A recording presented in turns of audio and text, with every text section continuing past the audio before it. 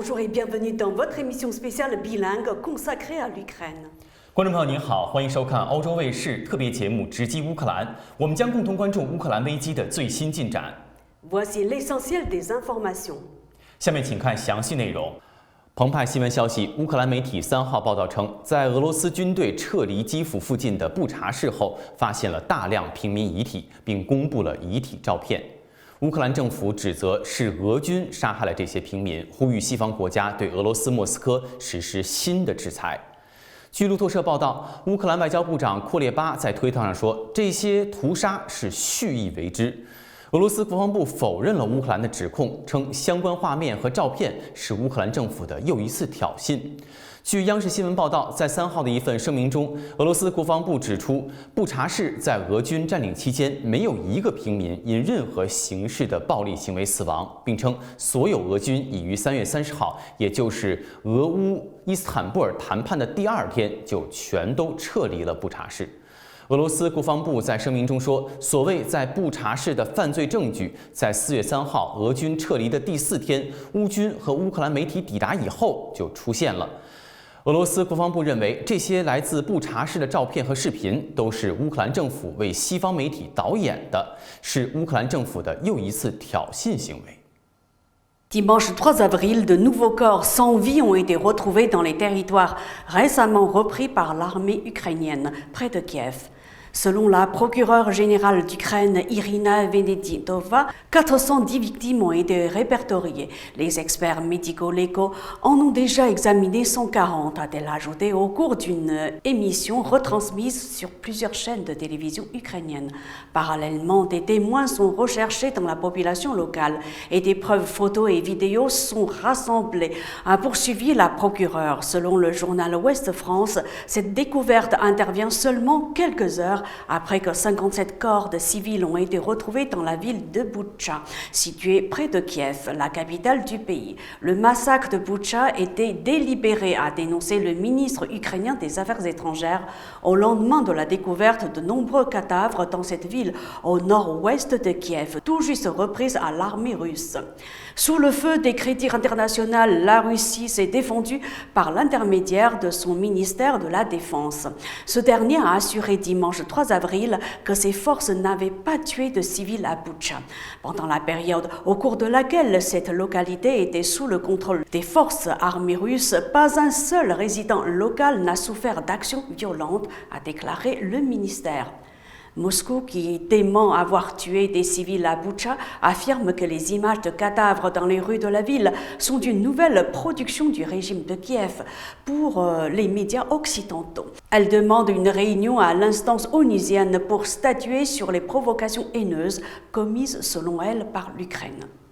当地时间4月3号，英国首相鲍里斯·约翰逊表示，英国将进一步加强对俄罗斯制裁和对乌克兰的军事援助，同时加强人道主义支持计划，以帮助乌克兰当地有需要的人。同一天，俄罗斯国家安全会议副秘书长波波夫表示，美国强迫欧洲制裁俄罗斯的同时，在最近1周自己购买的俄罗斯石油的量却是增加了43%，达到了每天10万桶。但是美国却不允许欧洲这样做。当地时间3号，乌克兰经济部表示，在俄罗斯军事行动的背景之下，乌克兰资本投资减少了540亿美元。2022年国内生产总值 GDP 损失至少1120亿美元，约为 GDP 总量的50%。Le président ukrainien Zelensky a accusé dimanche 3 avril la Russie de commettre un génocide en Ukraine pour éliminer toute la nation. Oui, c'est un génocide.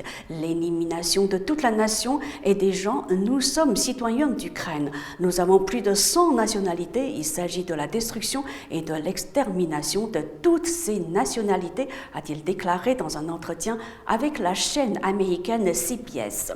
De son côté, le président de la République française, Emmanuel Emmanuel Macron a vivement réagi sur son compte Twitter. Dans les rues, des centaines de civils lâchement assassinés. Les autorités russes devront répondre de ces crimes.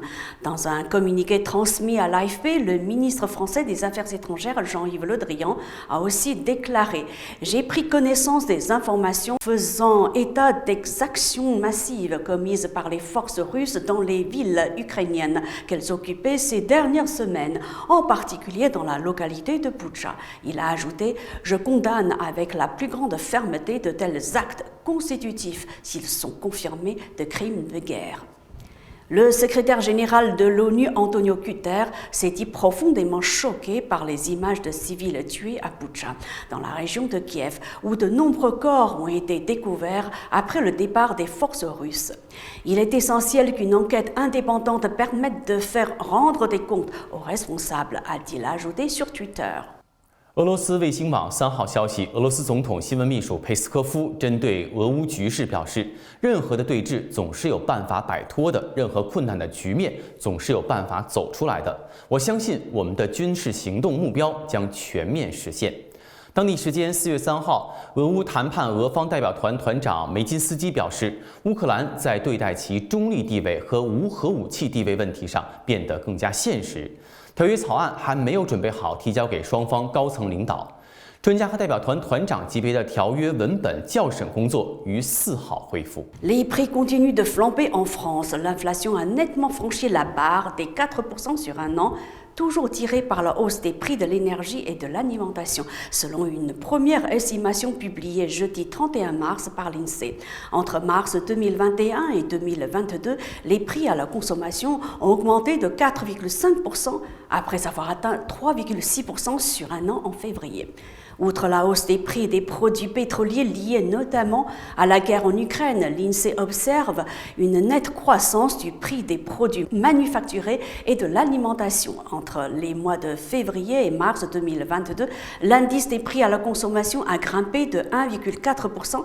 En Allemagne, l'inflation a bondi de 7,3% sur un an en mars, ce qui n'était pas arrivé depuis novembre 1981.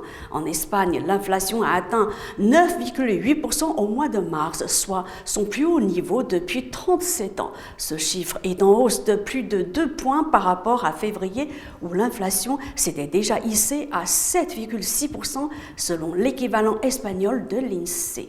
C'est la fin de cette émission. Merci à vous de l'avoir suivi. Mandarin TV continue de suivre l'évolution de la situation en Ukraine. À la prochaine. 感谢您收看这一期的直击乌克兰。有关乌克兰危机的最新进展，欧洲卫视还将持续关注。咱们下期节目再见。